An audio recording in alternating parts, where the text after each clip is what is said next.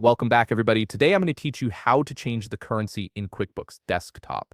This is especially useful if you're managing transactions in different currencies or need to update your accounting settings to reflect your business location. Let's walk through this process step by step. First, you'll want to navigate to the QuickBooks Online website and log into your account. Make sure you're using the credentials associated with the account where you need to change the currency settings. Once you're logged in, you'll land on your main dashboard where you can see an overview of your business finances. Now look toward the upper right corner of your screen. You'll see a gear icon labeled Settings. Go ahead and click on it. This icon is your gateway to all the configuration options in QuickBooks, allowing you to customize how your account operates. When you click the gear icon, a drop-down menu will appear with several columns of options. Find the column labeled Your Company and click on Account and Settings. This section contains all the fundamental settings that control how your QuickBooks account functions, from company information to preferences. Once you're in Account and Settings, you'll see a menu on the left side of the screen with different tabs. Click on the Advanced tab. This is where QuickBooks houses more technical settings, including currency options, accounting methods, and other back-end configurations that affect how your data is processed. In the Advanced section, scroll down until you find the Currency section.